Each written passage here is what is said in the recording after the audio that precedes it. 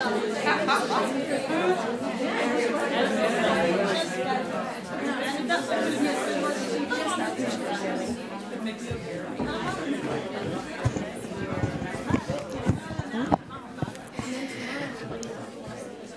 everyone. There are some seats just here in the front, if anyone at the back wants to move forward. No, there's no splash zone or anything, so you are totally safe in these front seats. Good evening. It's a real pleasure to see so many of you here this evening for what will be a powerful conversation. We're hugely grateful for the support of the Faculty of Humanities, the Netherlands Institute for Cultural Analysis, and Amsterdam School for Cultural Analysis for their support to put on this evening's event, as well as the whole team at SPOW. However, I must start by addressing the physical absence and the pain, therefore, that comes with not being able to have Dr. Hashim Abushama with us tonight in person. He is digitally with us. So I would like to start with reading out the following statement from UvA Scholars for Palestine. As scholars employed or associated with the University of Amsterdam, we want to express our utmost shame and anger that Dr. Hashim Abushama needed to cancel his in-person attendance to this lecture and the masterclass tomorrow at the university because of a late and deeply problematic rejection of his visa application by the German government, where he was invited for a research stay after his lecture and workshop in the Netherlands, as well as an impossibility to book visa appointments at the private companies outsourced by Dutch embassies. This unjustified delay is proof once again that visa procedures are Kafkaesque and that the Dutch bureaucracy targets non-EU scholars systematically and Palestinian guests specifically in a frightening way. What adds to our dismay is that Dutch universities, like most European universities, have massively postponed or even refused to take meaningful action against genocide, apartheid, and occupation, by refusing to divest from cooperation with the complicit Israeli universities until the UN stipulated rights of the Palestinian people, including refugees, will be respected from the river to the sea. Now, despite his lack of physical presence, I really am delighted that Hashim will be with us digitally to inspire, but maybe more importantly, disrupt how we think about notions of the map and practices of mapping. Or better yet, what the countermap is and how processes of countermapping works. In thinking about this question of the countermap, I think immediately it brings forth the question, but who is the countermap for? And also, why and how can countermaps matter? Because aren't the production and erasure of maps part of the very same system of power and exploitation? I'm reminded of the introduction from the recent volume Producing Palestine, because tonight we are indeed talking about the production of cartographies of Palestine that do not conform to what the settler colonial project would like us to believe. And through this production, at the intersections of knowledge, embodied action, and social life, all come alive. And producing these cartographies is thus a moment of vitality, of turning something into a living moment of political becoming. Finally, before introducing tonight's panel, I want to make one final comment, that tonight we are talking about cartographies of Palestine, and as such, we will not shy away from saying that word, Palestine. To not explicitly say Palestine would be part of the erasure that our guests talk about this evening. Furthermore, the erasure of Palestine in Western media has contributed to the violence in Gaza not being seen for what it is, a genocidal campaign and the continuation of a decades-long project to ethnically cleanse Palestine and Palestinians. This separation of Palestine into Gaza and the West Bank within the media would have you believe that the mass expulsion, airstrikes, demolition, mass arrests seen in recent days in Jenin is separate from what has been taking place in Gaza over the last year. But it is not. It is all part of the settler colonial project, and so tonight we will talk about Palestine. Now I'd like to introduce our wonderful panel for the evening. Hashim is an associate professor in human geography at the University of Oxford, holding a DPhil in human geography and an MSc in refugee and forced migration studies from the University of Oxford, and a BA in peace and global studies from Earlham College in the US. He has authored several academic and journalistic articles on dispossession, arts, urbanization, the archives, and post-colonial Marxism. Annelies is a designer, researcher, and educator with a practice for long-term participatory design projects that engage with social and political struggles. She is the founder of Subjective Editions, which you can see on the table at the back, a publishing initiative that maps regions from the inside out through the perspectives of their inhabitants. She has also co-founded Disarming Design from Palestine, a platform for thought-provoking design that develops artisanal products from Palestine to convey alternative narratives about life under occupation. And for those of you who live in Amsterdam, you can go and buy those at Framer Framed. Annelies recently completed her PhD, Disarming Design, Politics of Participatory Practices at Antwerp's Research Institute for the Arts. Chiara is a professor of Heritage, Memory and Cultural Studies and chair of Cultural Studies here at the University of Amsterdam. Her wide-ranging research explores how forms of memory, heritage, art and cultural practices and politics are shifting under contemporary conditions of post- and decoloniality, globalization and state transformation.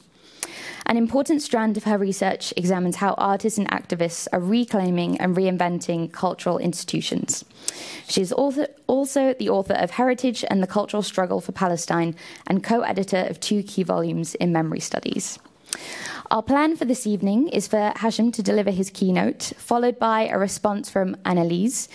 What will then follow is a conversation between our entire panel, and then, most importantly, we turn to you, our audience, for questions. So, thank you.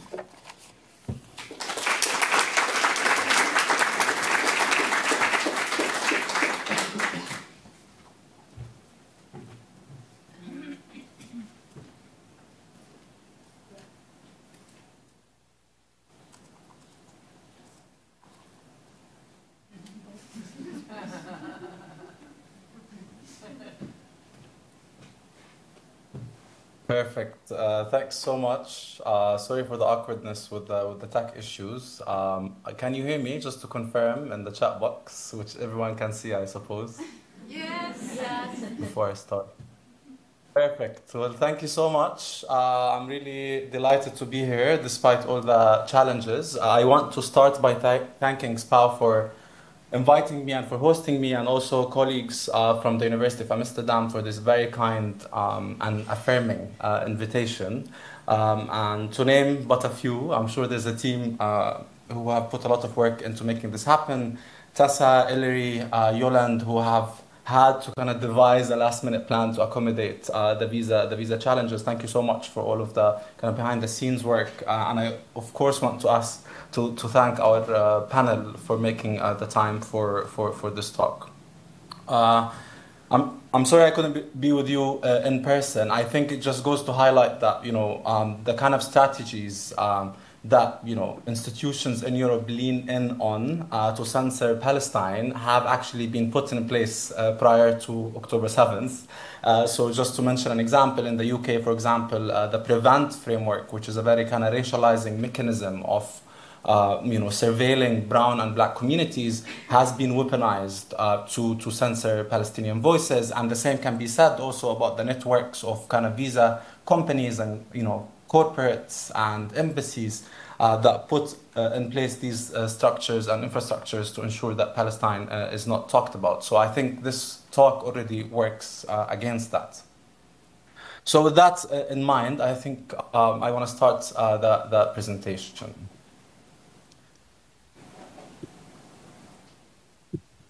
So in a short story on exactitude in science, Argentinian writer Jorge Borges writes through the voice of a certain Suarez Miranda from the year 1658. And Miranda tells us the story of an empire in which the art of cartography had attained such perfection that the cartographers' guilds struck a map of the empire whose size was that of the empire, and which coincided point for point with it. So the map exactly matched the surface of the planet. Now, this unconscionable map was perfect to scale. It covered the entire surface of empire, thereby collapsing the distance between representation and reality.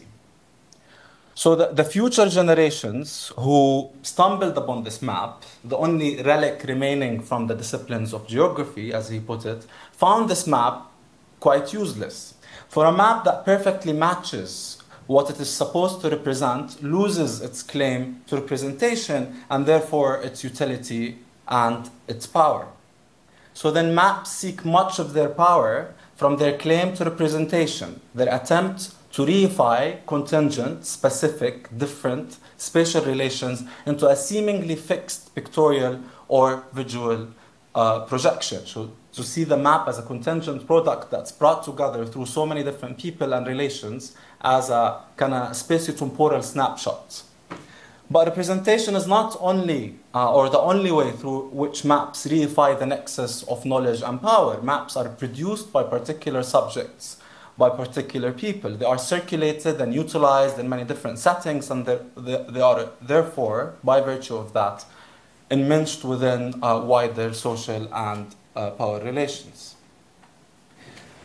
So, Kitchen and Dodge, who have written a lot on countermapping in geography, argue that maps, and I quote from them here, maps are of the moment, brought into being through practices, embodied, social, technical, always remade every time they're engaged with, unquote. So they're both kind of focusing on the production side of the maps, but also the ways in which the maps are circulated and summoned as spatial representations of a particular issue.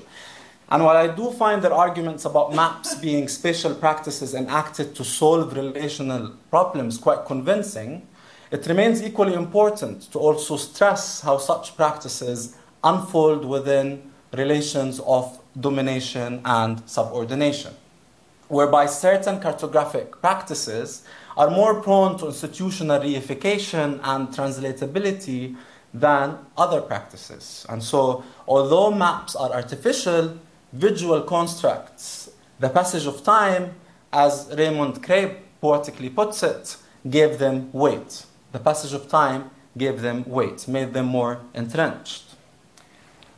But not all maps gain weight with the passage of time.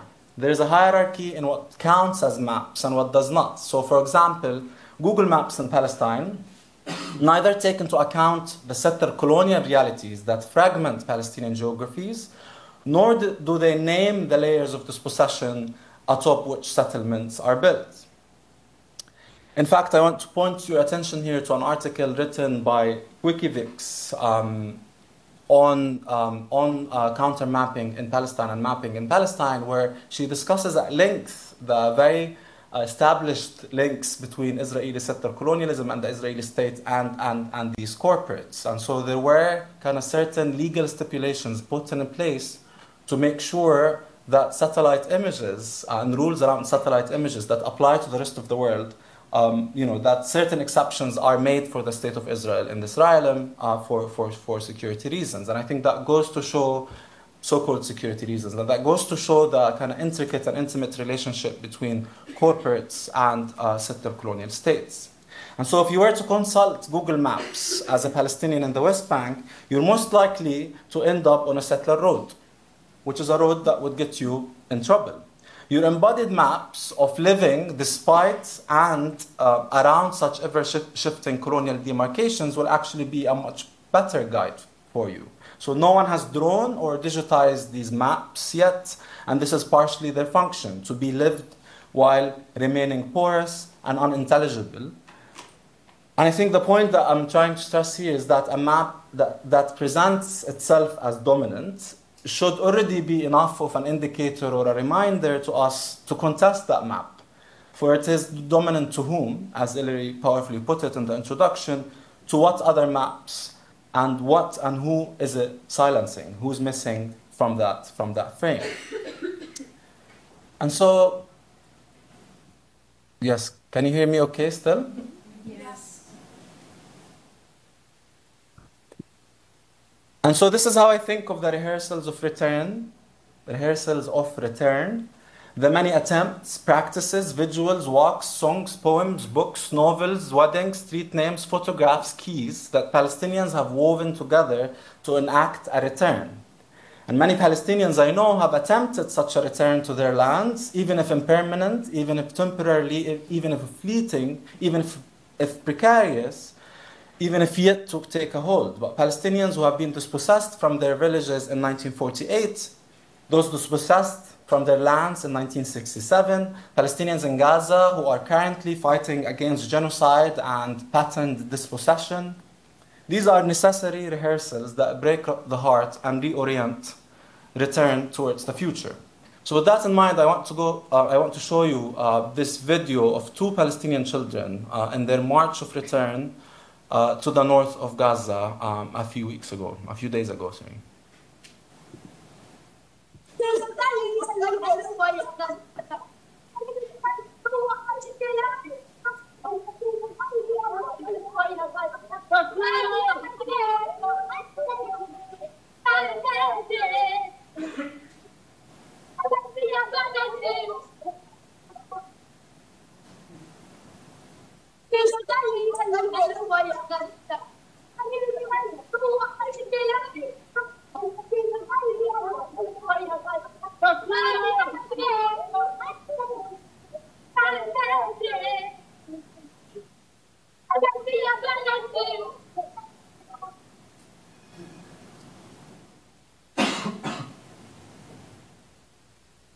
So we must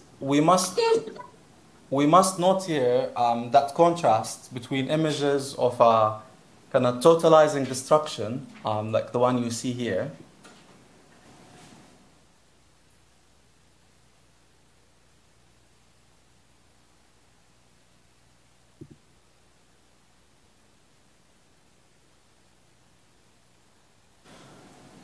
so there's a major contrast between the images of a totalizing destruction that are captured by the maps we see circulating of Gaza and of Palestine more generally, of erasure, of theft, of settler colonial dispossession, and those spatiotemporal practices of return that are impossible to catch in a map.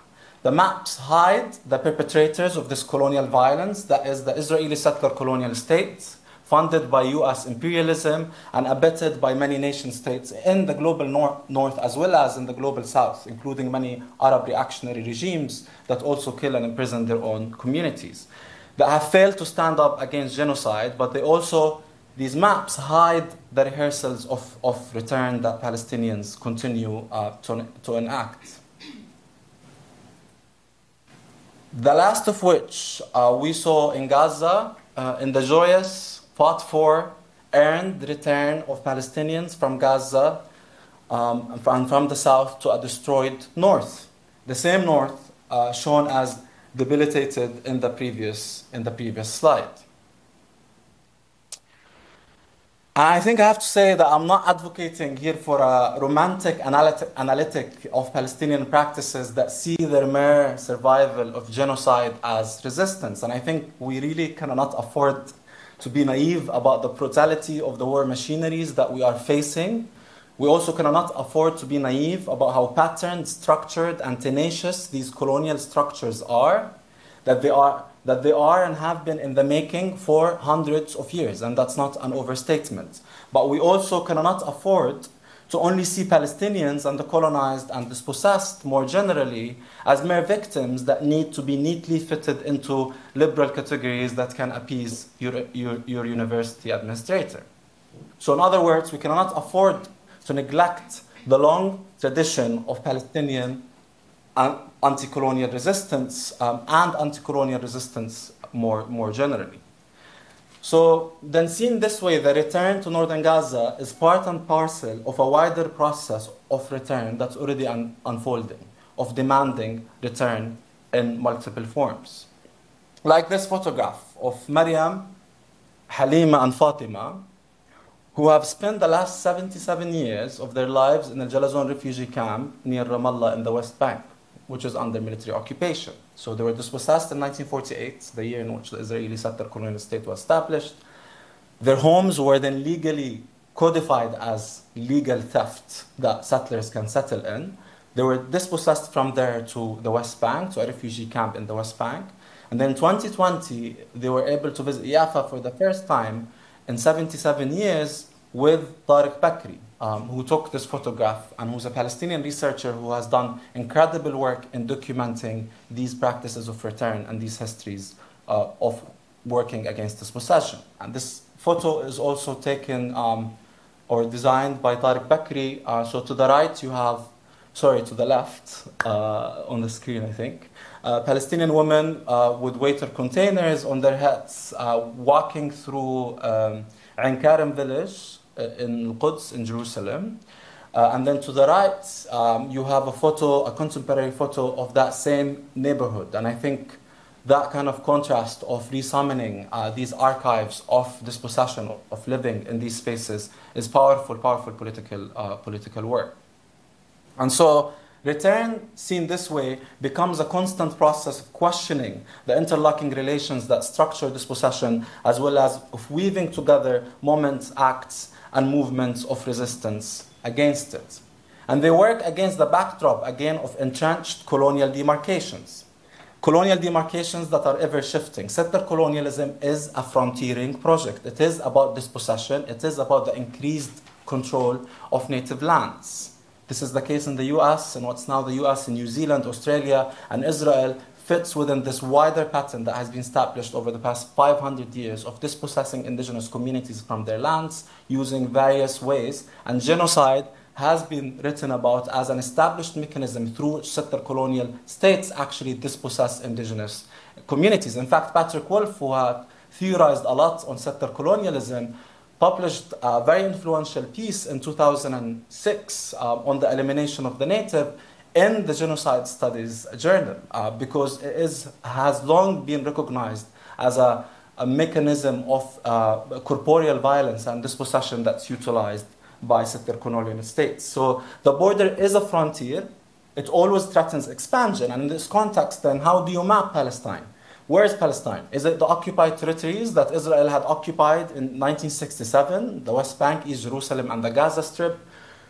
But there are roughly, 146 Israeli settlements and another 144 settler outposts within these territories where more than 500,000 Israeli settlers live. Palestinians live on territorial archipelagos, neatly separated from one another by walls, by checkpoints, by settler highways, and by military outposts. So where's the border? Is it the 1949 armistice line, the green line so-called on the screen here, that roughly separates the occupied territories occupied in 1967 from those occupied in 1948? Some conventionally refer to the territories of 1948, so Haifa in the north, here you see on the map, Jaffa, which is now called Tel Aviv, Sdud, which is now called Ashdod. These 1948 territories that Israel had controlled in 1948, some refer to them as, quote-unquote, Israel proper. So are the occupied territories that Israel improper? And is Palestine to be kind of collapsed under the whim of this distinction between proper and improper? And so Mark Rifkin, you still hear me? Yes. I've become such a teacher, I'm sorry. So Mark Rifkin writes that, reducing Israeli settler colonialism, and this is a point that Ellery made at the beginning, I think that's really powerful to reiterate here. He argues that, if we reduce Israeli settler colonialism to the military occupation of the 1967 territories, the kind of imaginary that the so-called two-state solution wants to evoke, then we risk reducing the modality of settler colonialism, that's the military occupation. We risk kind of internalizing it as an ontological category that's different from Israeli settler colonialism writ large. And that's important to put it in less kind of jargony terms, because Israeli settler colonialism is at play across the entire map of historic Palestine. In the 1948 territories, in the 1967 territories, in the Golan Heights that have been occupied from Syrian lands, and also in southern Lebanon. And so we do risk, not seeing all of these dynamics at play if we continue to think about Israeli settler colonialism as a mere settlement project in the West Bank and the Gaza Strip, which it truly is, but that's not an exception to the rule of what Israel is about. It's actually the rule of how Israel has been established. And so these, I think, are the questions that brought me to countermapping in my own research. And countermapping, just to put it very succinctly, using the words of geographer Elizabeth Iralo, refers to cartographic work created in opposition to colonial cartography, but by working within the terms and framing of colonial cartography, it's always at risk of co-optation. So there's always that risk of reproducing the same kind of racializing categories of representation in doing counter-mapping work, and that's something that we have to keep attention to. Nevertheless, I do find counter-mapping, as a practice, it is about political stakes. It's a set of material practices of weaving together neglected and unintelligible histories, visuals, ideas, faces, alleyways, and embodied spatial practices. And so in the context of Palestine, I think counter-mapping may help us bring into focus the contingent and differentiated nature of Israeli settler colonial dispossession as it unfolds across these different Palestinian geographies. So for the rest of this talk, I will just focus on one counter map to read it with you, and then maybe we can have some time for Q&A.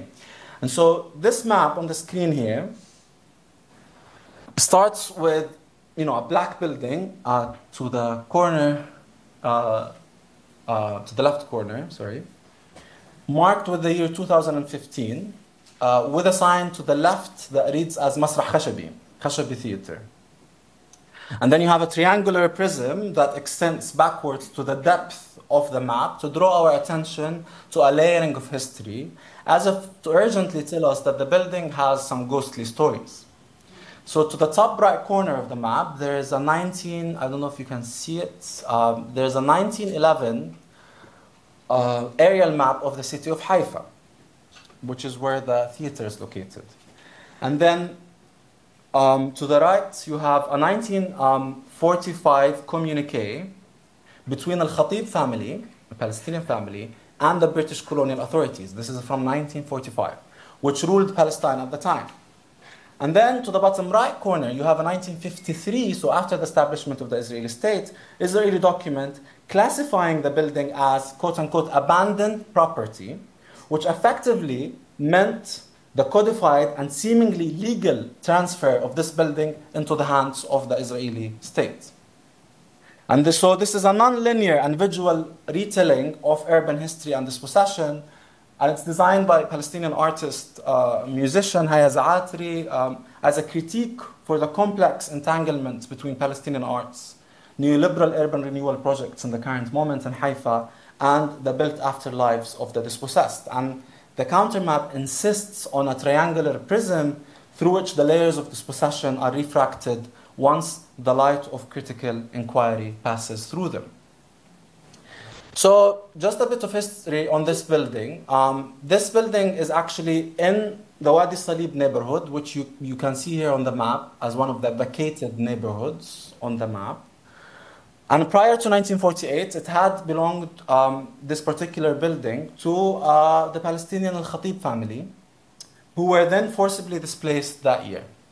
And shortly after the establishment of the Israeli state, arriving Arab Jews, particularly from Morocco, North African Jews, were relocated to the forcibly depopulated Palestinian homes and neighborhoods. And this is as documented by Ala Shuhat, who has written a lot on the conundrums of the Arab Jews and the suffering of the Arab Jews, and she writes that most of the homes that remained standing after the dispossession of Palestine in 1948 and the establishment of the Israeli state, most of these homes were then reallocated to Arab Jews. The reasoning being that, Arab Jews are accustomed to, quote-unquote, living in the ghetto, and therefore they would be able to live in formerly Palestinian homes. So there's already here a racial hierarchy at play. Of who's a proper settler and who's not a proper settler. And so Wadi Salib shared this fate. And, in 1949, Arab Jews started being relocated there, and they lived there in quite difficult circumstances until a rebellion happened, an Arab Jewish rebellion happened in 1959 after the killing of a Moroccan Jewish settler. And that resulted in the evacuation of that particular neighborhood. And so the neighborhood had since remained mostly vacant and abandoned. And such ghostly buildings, I think, name a history of colonial dispossession, which neoliberal capital in recent years has aimed to repackage into what Palestinian geographer Yara Saadi calls commodified aesthetics of authenticity. So with the neoliberalization of Israel's economy in 1985, publicly owned buildings, and these buildings are all stolen Palestinian buildings, so they were stolen in 1948 and then recodified as legal property owned by the Israeli state. So since the privatization of the Israeli economy in 1985, a lot of these publicly owned buildings are being sold to private real estate companies. And so in Wadi Salib in particular,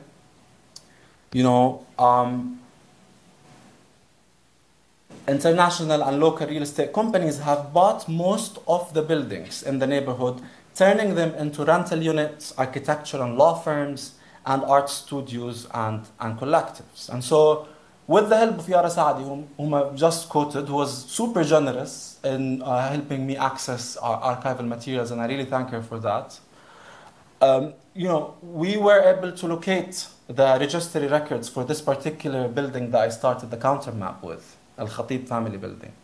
And so the Israeli registry's records show that the Development Authority, an Israeli public agency founded in 1950 with the purpose of transferring the ownership of the properties from Palestinian hands to the Israeli state, still owns Al-Khatib family's building until today. So the Development Authority still owns the building until today. However, a sale agreement dated 2021 for the space adjacent to the building shows that it had been sold by two private owners to the Etan Investments Base Limited Company. And so the agreement also includes an appendix from Amidar Company, which is the nationally owned public housing company in Israel, that shows that the building's different parts, including Al-Khatib family's home, have been sold to real estate companies and private owners. And so today, the dilemma and conundrum is that a Palestinian theater collective named Masrah Khashabi, who do incredible work in reclaiming these urban spaces and establishing cultural programs and political programs that actually re-usher or re-summon Palestinian urban presence, the conundrum is that they are entangled with these layers of dispossession in their own very city, in their very own cities. And so this significant Palestinian urban intervention in a tightly controlled settler colonial space is entangled with mechanisms of neoliberal urban renewal and gentrification that in turn rest on a history of dispossession. And this building is in Wadi Salib in Haifa, in a city that Israel occupied in 1948, what some would call Israel proper. And again, neglecting all of these histories and the present of Palestinians in Haifa who face a lot of discriminatory laws that target them as second-class citizens, and they still face mechanisms of frontiering as Palestinians within Israel. And so this is all to say that neoliberalism, when we think about it in Palestine, or when we think about Israeli settler colonialism, we really have to think about its entanglements with global capitalism, because it is very intimately entangled with these mechanisms of dispossession. And as we can see in this particular example of Al-Khatib family's home, neoliberal capital actually works in tandem with and through colonial relations to commodify dispossession and to commodify the suffering of communities. And so Haifa is considered an Israeli city where the municipality is directly run by the Israeli state, and where 1.8 million Palestinians are engulfed within the Israel proper borders as Israeli citizens within racialized and ethno-nationalist tectonics of Israeli citizenship. And so this is a story specific to Haifa and to the 1948 territories, but there's a different but similar story in the West Bank and in the Gaza Strip around how to think about Palestine as part and parcel of a wider struggle against capitalism and against these entrenched patterns of colonial dispossession. And so I'll just conclude with thinking about these Palestinian geographies that we have to think about in their different specificities. There are the territories that Israel had occupied and accumulated by dispossession in 1948 to coercively establish its geographic nucleus as a state. And again, the transfer of property and the mechanisms of doing that go to show us that and how tenacious these structures are. Then there are the occupied Palestinian territories, the West Bank, the Gaza Strip, and East Jerusalem, each with their own kind of unique political, economic, and socio-economic situation, and facing different forms of Israeli settler colonial violence. There are the Palestinian refugee camps too in Lebanon, in Syria, and Jordan, where a promise of and a demand for return persists but continues to come in material and ideological friction with the Israeli state and the different host states. I think there's already a counter map at play here. It's a map that recognizes such differences as both relational to one another, but also to other locations around the world, as well as constitutive of both colonialism and global capitalism. And so colonial demarcations such as the Green Line or the occupied territories give the illusion of two separate realities in the 1948 and 1960 territories, though it's the same settler colonial order unfolding in both locations. So to conclude, let us revisit Borges. So his short story, it brings into question the relationship between power and knowledge embodied in maps. But there's something also to be said about how a countermap can harness the power of representation to tell contingent and different stories that have remained unintelligible for too long. And here it's most apt to conclude with this excerpt from Jamaican poet Kai Miller. The poem is titled "The Cartographer Tries to Map a Way to Zion." And he says, "The Rasta man thinks, draw me a map of what you see, then I'll draw you a map of what you never see. And guess me, whose map will be bigger than whose? Guess me, whose map will tell the larger truth." Thank you very much.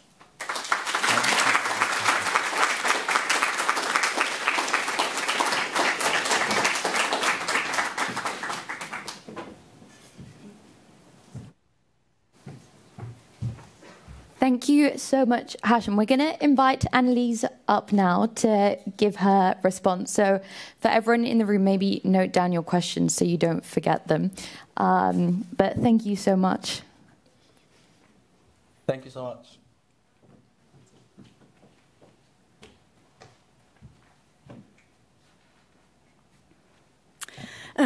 Thank you, Hashem, for the presentation. And I can really express the sadness that I feel that he's not here, particularly because I was with Hashem last week in Oxford.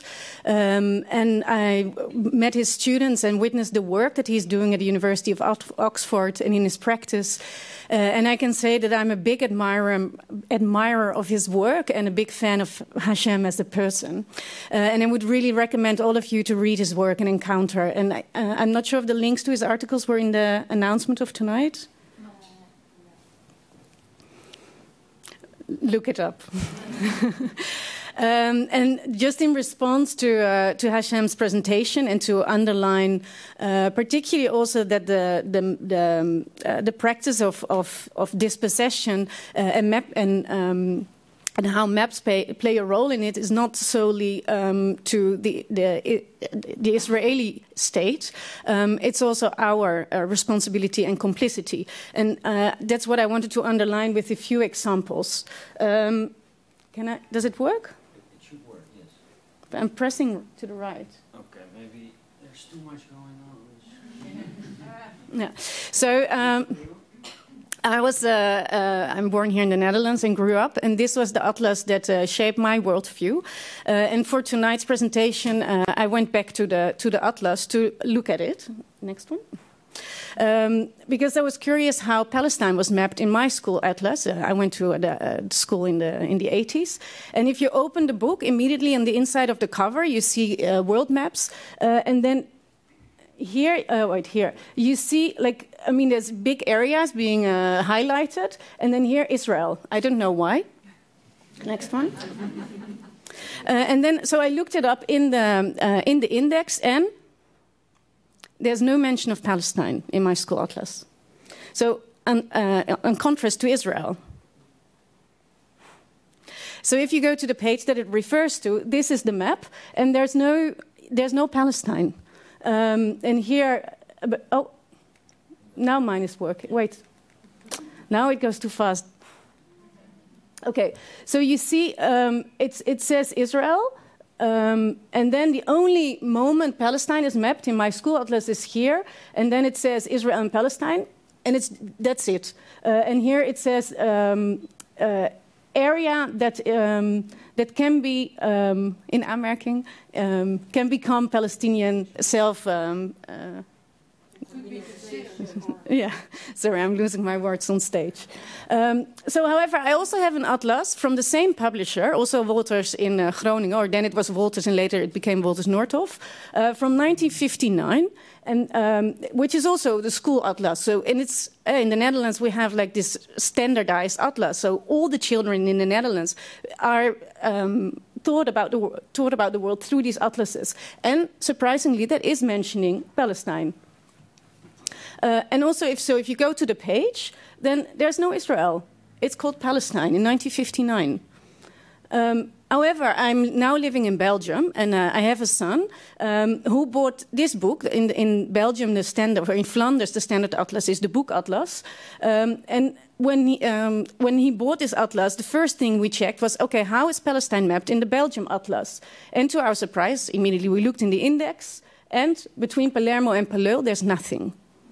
And this is the standard atlas for the Belgian youth. Israel is mapped, and if you look at it, no mentioning of Palestine. And you can also see that Samaria and Judea is in bigger typeface than the Jordan Valley, also really supporting the Israeli claim to land. So just a few weeks later, he came home from a school test, and so for those who cannot read Dutch, the school test was saying, the question is, can you name 2 countries in the former Roman Empire that still maintain the same name? So my son answered Greece and Palestine, and then the teacher said, no, this is wrong, because it's not recognized by everyone. So I wrote a letter to his history teacher and said, well, my son has been in Palestine and he witnessed with his own eyes it exists and the people exist. And then so she responded to me and she says, well, yes, well, actually, but yeah, as a history teacher, I have to be neutral. And she said, okay, but I will correct the answer as correct.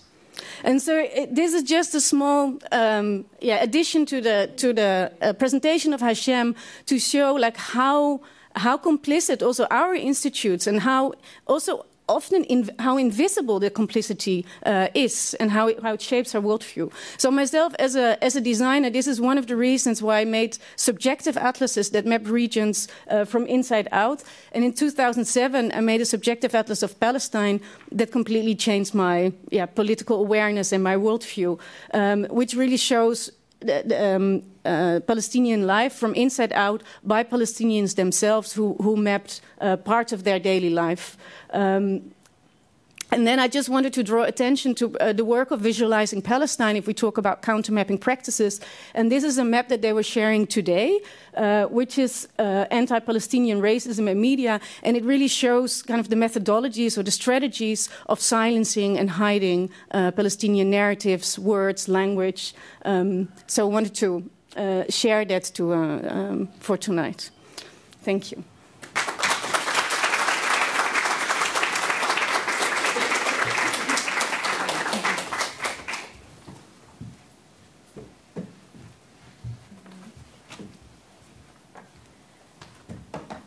So we're going to use mics, Hashem, but if you can't hear anything clearly in the discussion, please just shout and then I'll reiterate so that you're definitely here. I'll send a photo of the audience to Hashem so he knows. Amazing. Yes, thanks very much. Yes, to make it more, Okay, maybe you can wave to Hashem. Okay, I'll send it now. Yeah, these are working. So before we hand over for questions to you both, I think Annelies has given us a great starting point, this notion of the history teacher saying that she has to be neutral, when all we've seen tonight is how knowledge is completely political. And so I'm going to hand over to Chiara to maybe start us off with some thoughts from this evening, and then we will open up a discussion here before handing over to you all. So, Chiara. Thank you. First of all, thank you, Ellery. Thank you, Annelies, and thank you, Hashem. It's such a scandal that you're not here.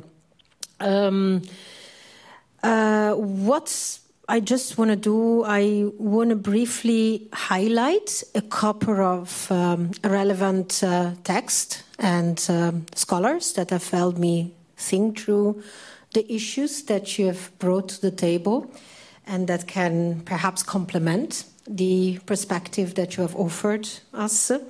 And then point out that there's a number of issues that I find particularly interesting. First of all, for me, thinking about maps in Palestine, a book such as Nadia Abou El-Haj, Facts on the Ground, is a very important one. And Nadia Abou El-Haj wrote a book already probably 25 years ago, which is about archaeology and about mapping practices and about the continuities, essentially, well, about the relevance of archaeology and mapping practices in the project of transforming Palestine into Israel, and also the continuities between the colonial and the settler colonial period. So meaning the continuities between European colonialism in the 19th century and the centrality of mapping practices to the colonization of the Middle East, of Western Asia as a whole, and how those practices continued into the settler colonial project, what she calls the settler nationhood project advanced by the State of Israel, by the Zionist movement first, the Yishuv, and then by the State of Israel. And I think it's really important to have a sense of this deeper perspective and the idea that mapping has been a central means of colonialism well beyond Palestine, and it goes back again to European colonialism, particularly in the 19th century. And the other book is really one of my classics, is by someone called James Scott, an anthropologist who wrote this really beautiful book about Seeing Like a State, which essentially shows how maps, together with other standardized ways, forms of knowledge and inventory of people and things and landscapes, have been fundamental instrument by the state, mobilized by the state to govern us. So I think, this idea of maps as a fundamental instrument of government by the state, and particularly the ways in which they were developed, I would say, I think probably, I'm not sure, but I think there are probably there is evidence to say that the development of mapping techniques has been profoundly entangled with the colonial project and beyond Palestine. And again, I think also, like in other domains of life and society, Palestine, Israel are always a very good place for us to think about, unfortunately, to think about the differential working of colonialism in our ongoing present, so of coloniality. And the other sort of the counter map that I can offer is something that I tried out when I was doing fieldwork in the old city of Hebron. Hebron is a city in the southern West Bank, which, unlike other Palestinian cities in the West Bank, except for Jerusalem, has colonies, Israeli settlements in the center of the town because of a present of a very important place which is claimed as Jewish heritage by the settlers. And the old city of Hebron is a place that is completely militarized and where people live basically with the settlers and the military in their own backyard, often in their own homes.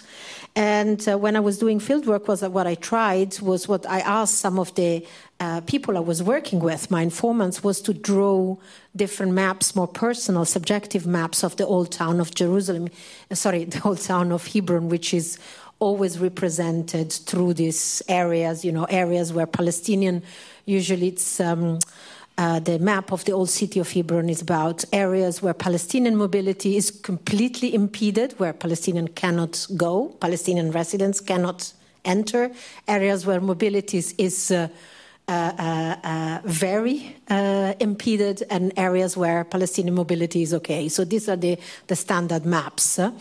But the maps that people drew for me were all about people's memories. And I was really struck by something that you said, Hashem, which is this Rastafari idea of the map of what you do not see, or the map of what the state doesn't want to see, or what the map of what the state and colonial power wants to erase. And I think this is a really very, very important issue to bring up. This idea of, but that I would suggest we develop and we explore in the question, the question and answer, this idea of the maps of the invisible now, or what is made invisible by the state and by power in order to make government of places and people easier. And the other idea is, I think a really important question is what counts as map, and related to that, this question of that I find extremely fascinating. We have talked a lot about basically most of the counter maps that we have talked about are counter maps by artists, by, I would say, art activists like you, and the maps that Hashem was talking about by, I forgot the name of the artist. And I was thinking on the one end of the maps of the memory maps of the people I work with in the old city of Hebron, but also this idea that you suggested at the beginning, Hashem, about maps made by bodies, which I think is particularly interesting, because in a way, the maps that you have showed use the technologies of the elements of state and colonial mapping and reorganize them in order to make the maps do something else. But then the idea that you suggested of the maps by bodies, or bodies drawing maps, seems to me kind of really profoundly radical also, and it's something that I immediately made me think of the song line, particularly bodies and songs combined, made me think of the song lines of the indigenous people in Australia, and these other forms of engagement with the landscape which are not about a logic of control and government. So perhaps may I ask you which question you want to pick up? Maybe Hashem first? Yes, thanks so much, Kiara, for the... Can you hear me? Yeah. Yeah. Yes, thank you so much, Kiara, for these really helpful comments. I liked how you, I liked your formulation around thinking of the maps I've shown as examples of reworking the terms of engagement that are established by kind of colonial regimes. I don't really have much to add, just to reiterate that I think mapping is very intimately connected to colonialism. And whilst I think it would be quite helpful to get rid of mapping altogether, and many other things, to be honest, like there's a lot of things that we do that I wish can just vanish, so that we live in a more egalitarian world. But I think until that happens, and to think about it more dialectically as a kind of practice-based phenomenon, then I think we have to struggle against these maps in our own ways of working within these historical conditions and limits to tell our stories in different terms. And I think that's what these maps, counter maps, try to do. That doesn't mean that they're immune to reproducing the same problematics, but that's where I think the struggle has to be kind of constant in trying to iterate and clarify a mapping practice that is representative of a more just world. So I don't kind of give up on it, to be honest. I still hold onto some of that. And in terms of thinking about mapping and colonialism, just to add another book recommendation, there's a book that came out by Tiffany King that's titled The Black Shoals, and it talks about American settler colonialism and this relationship between enslaved black communities and indigenous communities in what's now the United States. And they discuss at length the ways in which mapping was instrumentalized as a way of imposing colonial kind of categories on what's now the U.S. Thank you. Yes, works. No, I think it's interesting what you mentioned, Chiara, also of the role of artists or art practices in the development of maps. Because if we talk about maps, we talk about kind of this material thing, but there is a production process behind it. There's a power structure behind it, and often maps are made by outsiders, not by insiders. So it's hardly ever that people map their own reality, but it's always specialists mapping certain realities. And then there's also the notion of the distribution of the map, like where is it published? What does it do? And I think it's interesting to really think of this whole process and to really unpack the map in these different layers. And I think that's nice also that Hachem, because also a professor in the School of Geography, but then the example that is central in the presentation is a map by an artist. And I think it's interesting to think that how an artist works in a different power position, how it's often self-initiated. It derives from a certain urge. It's not a direct...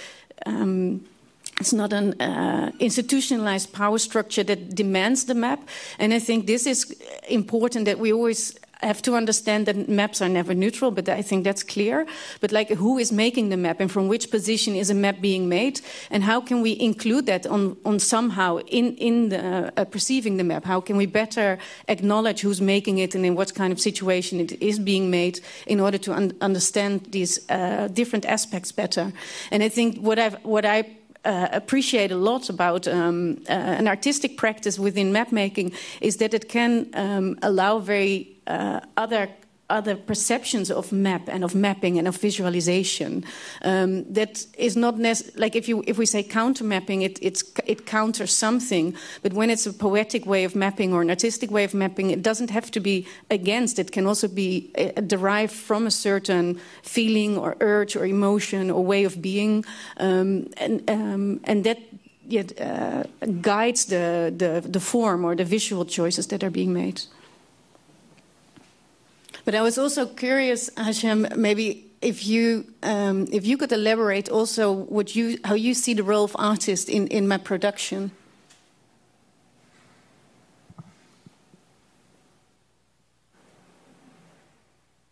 Sorry, could you repeat the question? I couldn't hear the last part. How you perceive the role of artists and artistic practice in the production of maps.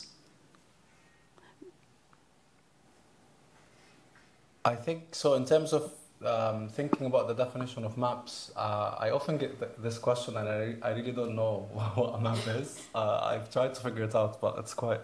I think the definition that I find helpful is to think of it as, again, like a set of practices of weaving together different spatial elements to make a pictorial visual claim about space, I think, generally defined. And so, in a way, if an artist took photographs of different neighborhoods and then assembled them in a way that mimics a map and that makes a spatial statement, then I do think that's a map. Precisely because I think the more established ways of cartography, kind of as a discipline of certain cartographers who are trained in GIS and all of these different softwares who produce the maps, we have kind of to remember that it is a discipline and it is a particular way of thinking about maps that has this kind of colonial history, and that is that's also not exact and that doesn't represent reality, despite all of the pretensions of doing so. So I think a similar dilemma, for example, emerges when we think about the archive.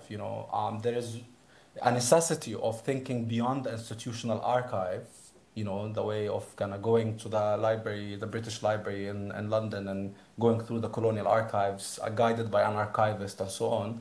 And, the archives that we can weave together powerfully from novels, from biographies that people write, from photographs, personal collections, and so on. So how do we do that kind of analysis without collapsing the important differences between the two? We have to understand kind of the institutionalized archive or the institutionalized map and the production processes behind it and its circulation and so on, whilst at the same time, thinking about these practices of counter mapping produced from different subject positions, as Annelies powerfully put it, that contest these dominant modes of doing mapping. I don't know if that answered the question, but yeah. Maybe I can pose to you all, coming back to the embodied practice, because we've spoken about artists, but I think everyone in this room could create their own map, and the senses and the things that you see on your walk home. And in Hashem's talk, you spoke about the example of, if you were to follow Google Maps, you'd end up on a settler road. So we know that there's so much knowledge in the maps that each of us make. And so how do we work, each of us, to dislodge what is accepted as a map? And I guess also this question of, we're talking about map or counter map, but if we kind of root this conversation starting from an indigenous studies point, should we not actually be talking about these maps are the map? They're not a counter if we start from that point. Sorry, that's a musing of a whole host of questions, but I guess I wanted to come back to, how do all of us here on this stage, we're very much embedded within knowledge institutions who have a very strict role in perpetuating what is seen as a map or a counter map, and maybe suggesting that maps that are drawn within workshop settings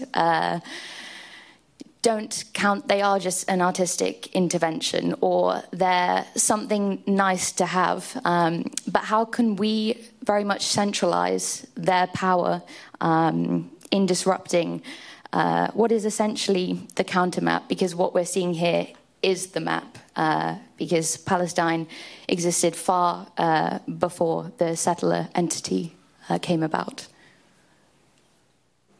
I don't know who wants to start.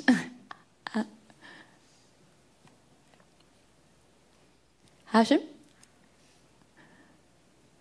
I can just thank you for that question. I think something I've been thinking about, especially in reflecting on the workshop that Annalise and I led in Oxford last week, which was with student organizers who were very much embedded in the student encampment and are now kind of thinking about reclaiming spaces within, the limits of the liberal university to kind of talk about Palestine. And they have put together this incredible series on Palestine, in negotiations with the administration and so on.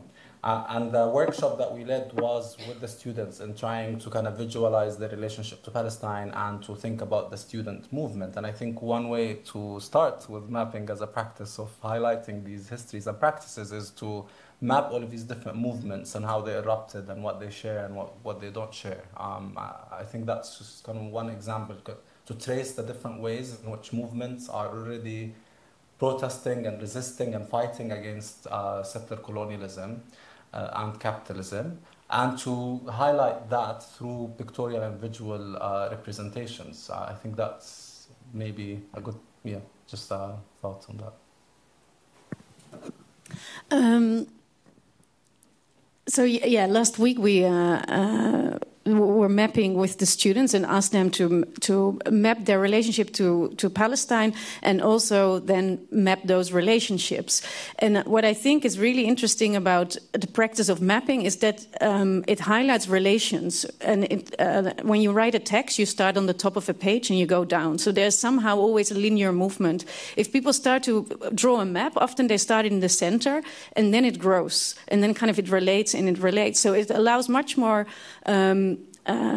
for a relational way of thinking to understand, like, how does this relate to that? What is bigger? What is smaller? Or what is a root? And I think in that sense, I think mapping in general, but then mapping in a wider sense of the world, not of a word. I believe it can be a practice to break ways of thinking or open up other ways of thinking and seeing things. But then if you look at the normative maps, I think what's very problematic is that they often assume or seem to represent a singular representation of space, while a space is a very plural way of perceiving. There's many different realities on top of each other in the same place. And so it's interesting to think also like, okay, how can we see a map as a practice of becoming and not as a practice of solidifying? And how can maps be more liquid, and how can they change all the time? So really be a practice of dialogue and not a practice of affirming. Thank you. Chiara?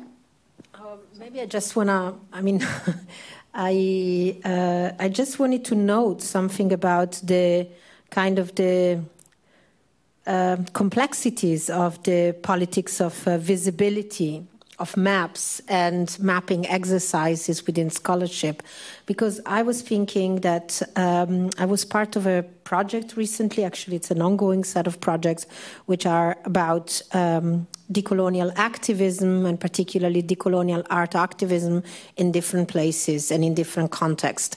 And at one point, part of the project, it's a research project based in a number of knowledge institutions across the Atlantic, and one part of the project, including the leadership of the project, wanted us to make a map and a survey of activist groups working on a specific set of issues.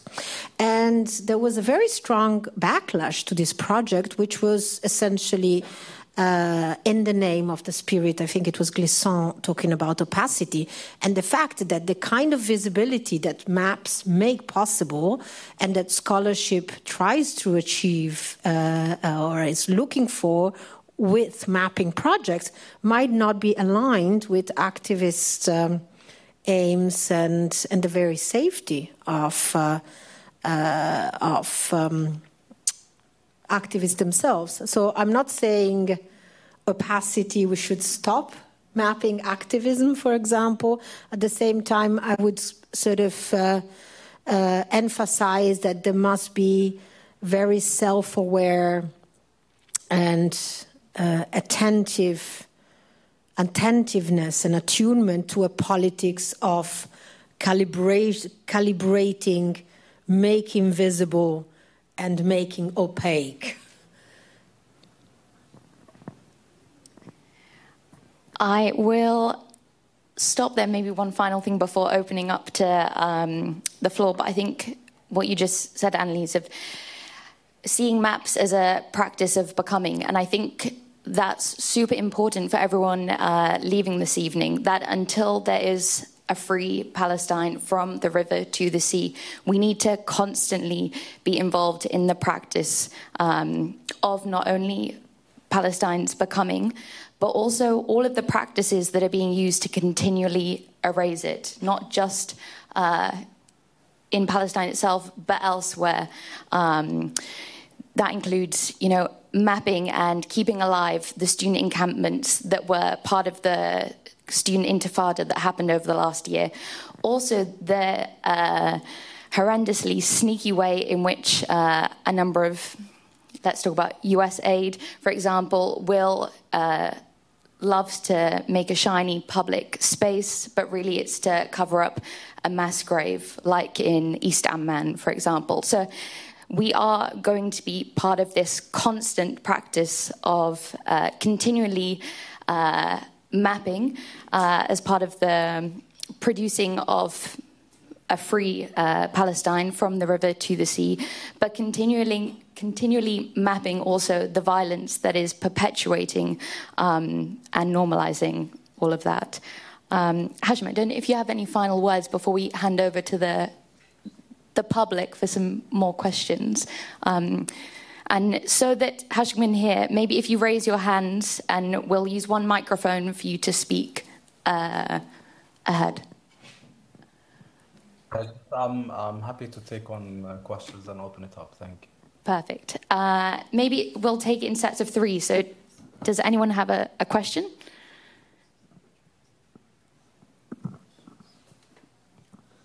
I am missing a very practical lawyer We're talking about property rights and justice, and what does not help us is artistic freedom that may be used or misused. It doesn't help you. It doesn't help you if you make every person can draw many maps depending on your purpose of a certain region, and you multiply that for one person, many, but for all the people in the world, it's an enormous amount. It doesn't help you to make it very broad. So I'm not seeing a lot of solutions here, and so it's actually, I find it really disappointing. So maybe Hashem can say something about very practical lawyers, or what we call in the Netherlands kadaster, the administration where, or courts where people can file their legal proceedings or claims, legal claims. Maybe Hashem we can learn something. Any other questions? There's one here. And one over here. Yeah, and then one at the front. Hi, thanks so much. I think I can answer that question, where to make this claim. There's to the Israeli government, where would the Palestinians make this claim? And the court, the international court, which is right now, but they don't comply. Isn't that what we're all seeing right now? But they are exactly the people who are taking over people's houses. They are actually the ones who are allowing the occupation, everyday occupations, to happen. They are quite literally taking this person's property and just giving it. No, it's mine now. I'm the court and I've taken it. That's literally what happens. Where are you from? I'm from Bangladesh, and I am also very much a product of British colonialism. And my whole world, my grandparents were part of 1947 separation of India and Pakistan. My parents fought in the war in 1971, so I'm very much part of this particular history of how mapping and people's mapping happen, and who becomes lawyers and who take over. But anyway, that's not my...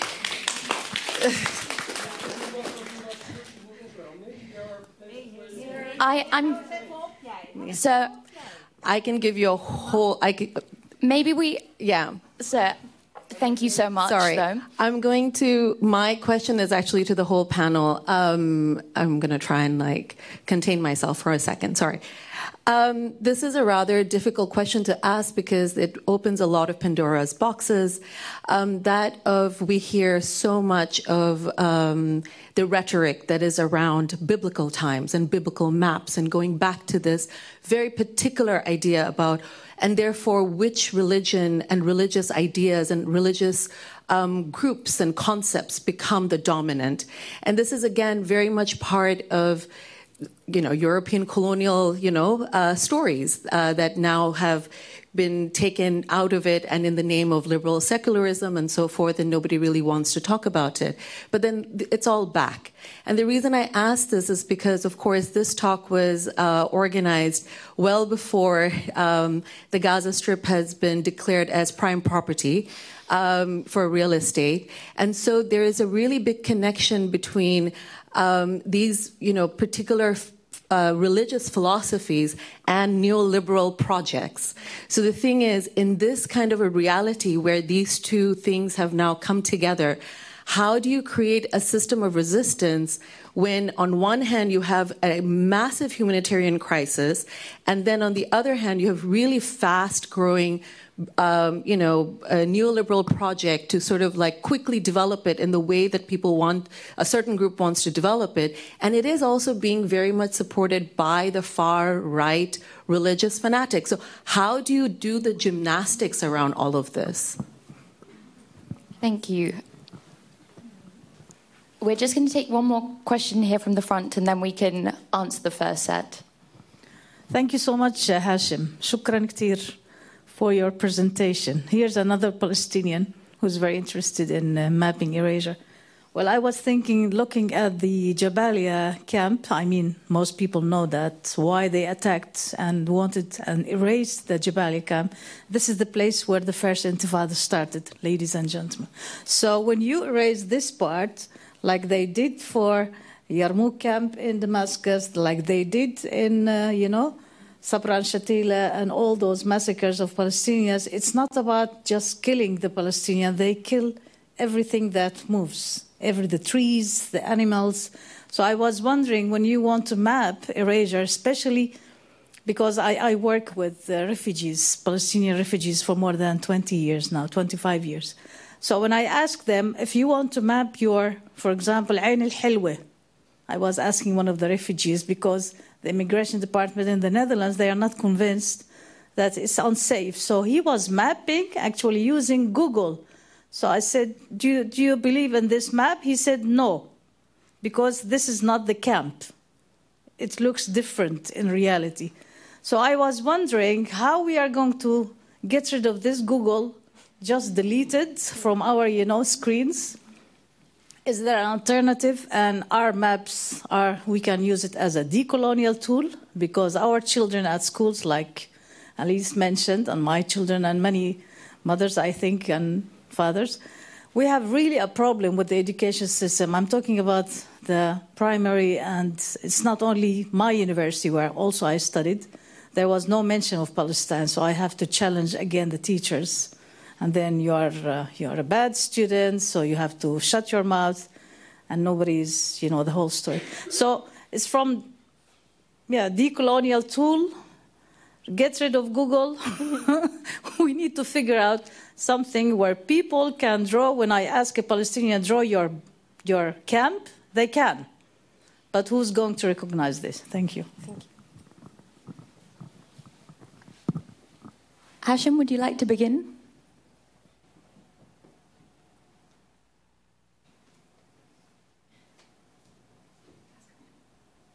Was that to me? Sorry. Yes, yeah. Some of your reflections on the questions. Yeah, thank you so much. So I didn't hear the first question, but I heard the answer, and I'm assuming it was good that I didn't hear the question, so yeah. I'm not going to answer that. And then in terms of the second question around the kind of confluence between histories of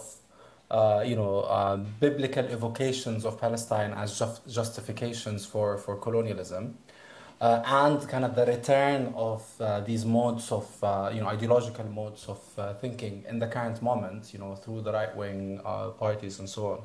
I think it's something that has struck me, in the popular debate around, Elon Musk and the corporates that are now so in full view, colluding, the state is colluding with the corporates in full view, and people are kind of expressing surprise at that. But there's also something similar here happening around, companies who led colonialism, the Dutch East India Company and the British companies in India as well, which led colonialism. So I think there's a lot of return to these very kind of explicit, grotesque modes of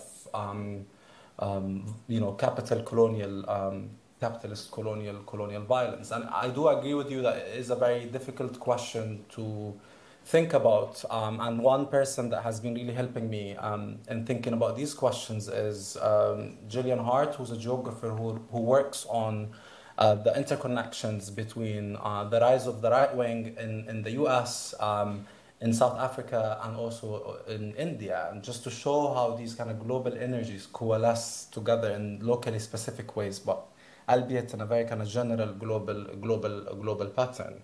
And in terms of biblical references, I mean, the irony that comes in full view is that now you have very anti-Semitic forces in the US that are explicitly Zionist, like Elon Musk, just to simplify it, but the evangelical Christian movement generally, which is the biggest supporter of Israel in the United States, they are anti-Semitic, deeply anti-Semitic, and they are Zionist. And I think there's something to be learned from this moment for those who have been having this dilemma about how to think about Zionism and anti-Semitism together as both forms of racism that are deeply interlinked, and now we see that in full view, I think, and that's something to kind of highlight and think, centralize in our analysis of the right wing, the ways in which these forces come together in different places at the same time, and that there's resistance against them. And then the second question, thank you. I think that question is really beautiful. I appreciated your focus on ecology and land, and the destruction of the land. And I did grow up in Al Khalil, in a refugee camp in Al Khalil. Originally, my family is from Jaffa, but I grew up in Al Khalil.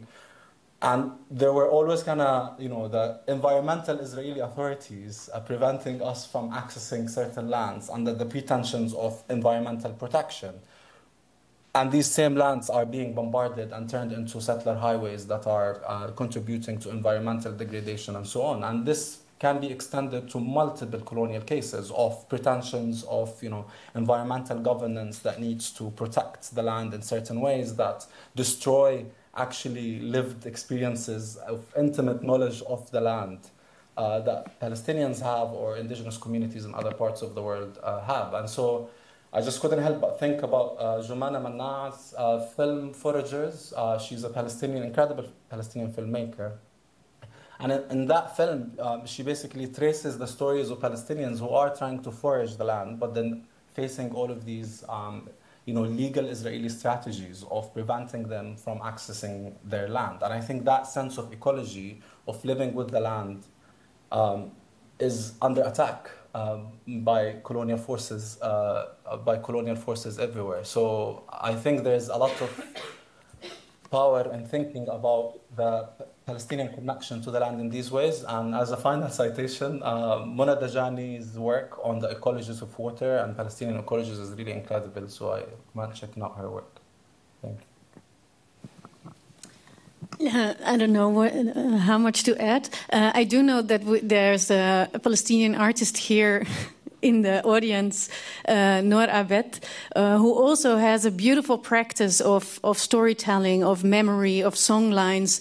And I think these practices are incredibly important to maintain the memory of a reality that's being erased and destroyed. And therefore, I think also the drawing of the refugee camps and also these individual stories and drawings are really crucial, and particularly also to see them in relation with each other and be able to connect them. And also one question also about how can we delete Google? What is the alternative? And I think there's not one alternative, but the alternative is in plurality, that we really need to use more platforms, more different tools, that we may never be dependent on one, and definitely not when it's American, privately owned. Are there any more questions? We can do it. Yes, so one at the back, if you can raise your hand again. Any other questions? So my question is less political, I would say, more methodological. I'm a geography student, and I found your discourse analyze very fascinating. I was thinking the same about counter mapping, that sometimes we don't need to counter, but more to be productive, no? And so I wanted to asking about this dialogue, this paradox of binding art into mapping, because as a student, as a person that is studying to be a cartographer, the quantitative side nowadays is really important, and all the technologies we have, all the approaches that we use are based on that. And what I was thinking is that we should add a layer on top of it. That is my point of view, personally. And I just wanted to discuss further this part, because I think it's really important.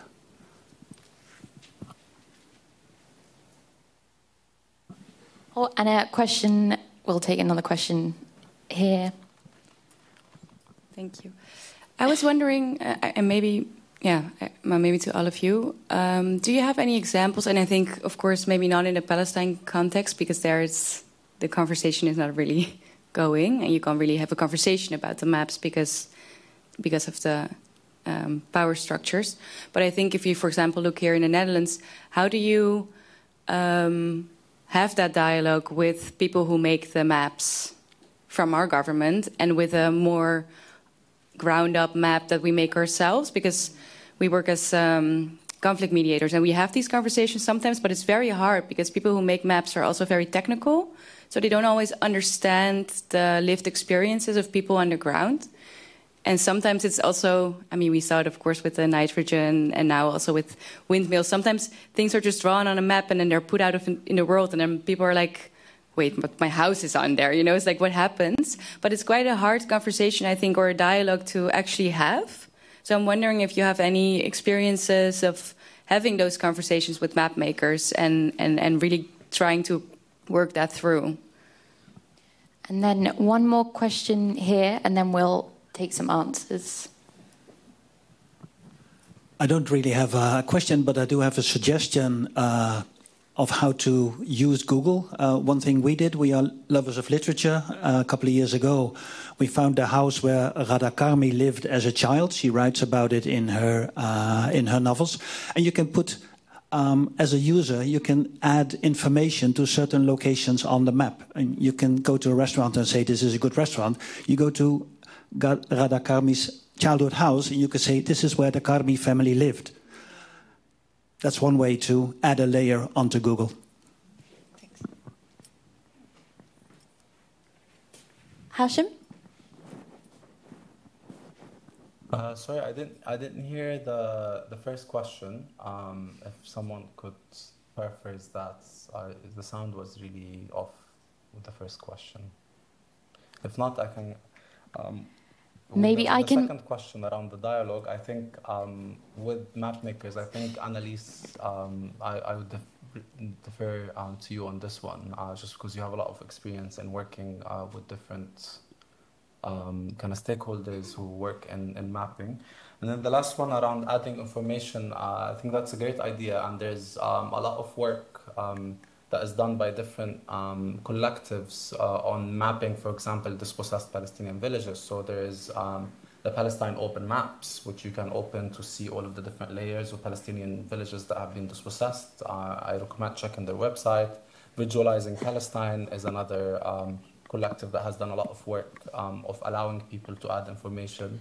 And then the incredible work of the Palestine Land Society, which I find they're incredible in terms of the maps that they produce, because they use a lot of kind of technical, normative maps, but the ways in which they do that also kind of have a resistance angle to them. And they have a competition, which is incredible, of students asking them to visually design how free Palestine after return is going to look like. And, the competition is to kind of think about dispossessed Palestinian villages and visually think about how they're going to look like after return. And the whole argument behind their competition is that, return is actually feasible. So they do a lot of kind of technical work of showing that it is feasible. So yeah, thank you.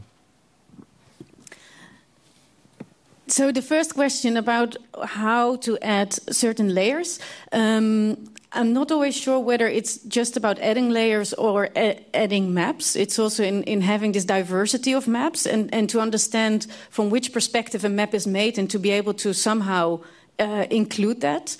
In a dialogue with the map makers, what I can only speak from my own practice, which is only a small way of approaching it.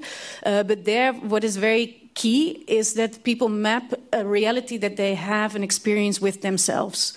So you cannot map something else. It's always out of your own relationship or your own engagement, and that. Also, in each map, there's a certain, in the cases of the Atlas, a short introduction that situates the intention of the map or the intention of the maker for the map.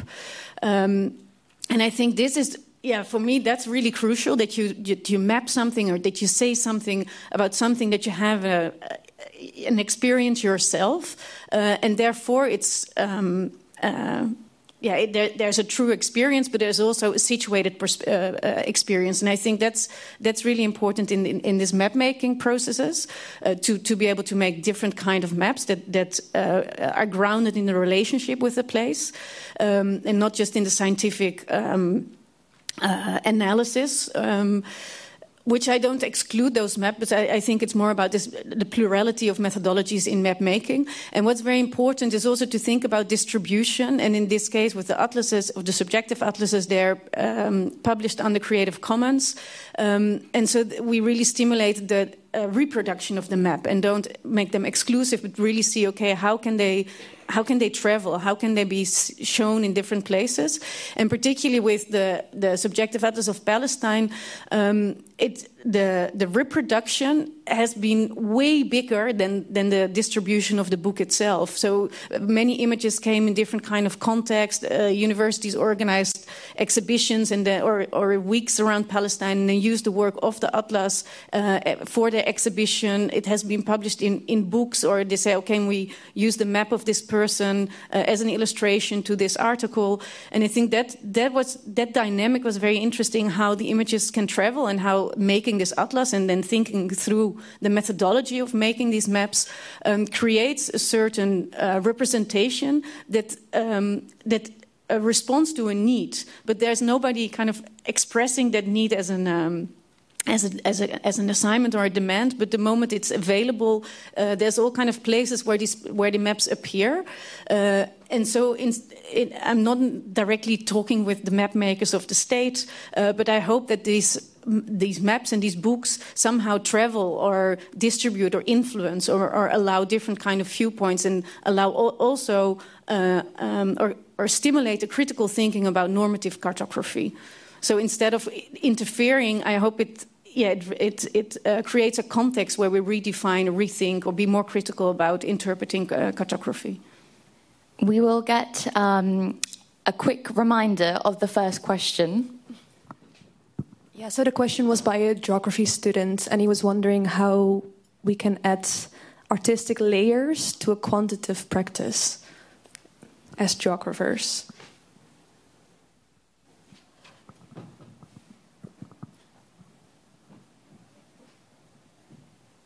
Did you hear the question, or should we repeat? I didn't hear it, no.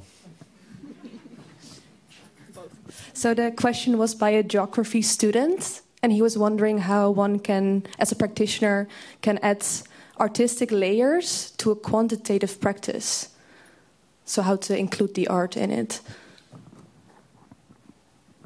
How to add artistic layers to quantitative practice? Yes. Okay, thank you. I wish I can do that. I don't do quantitative analysis. I think is important as a method. But I can see a way in which quantitative methods are used alongside visual representations of a certain issue. But I don't see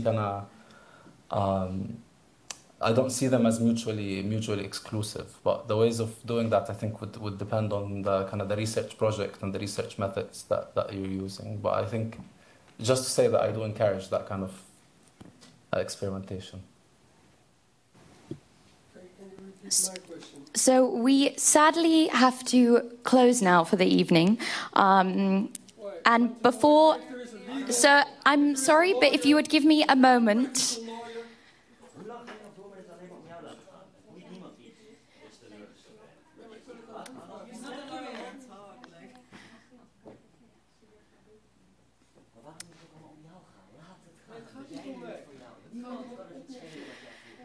So I'd rather not have our evening hijacked, because I think what has been so important this evening is to see how important it is to disrupt all of the knowledge that we have grown up within.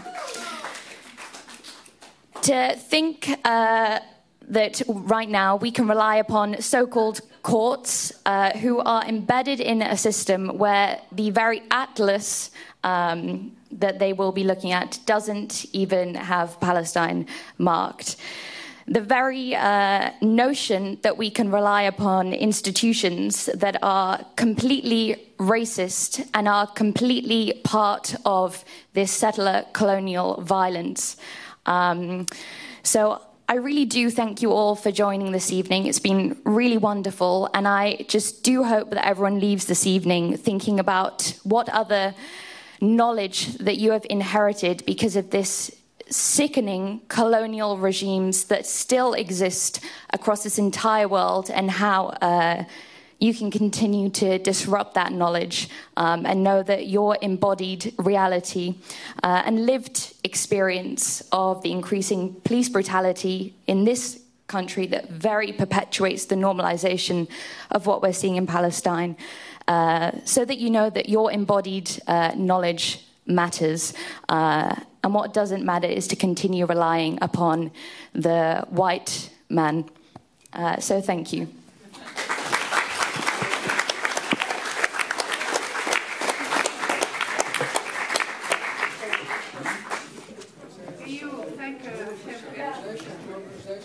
Thank you so much. Thank you so much. Oh.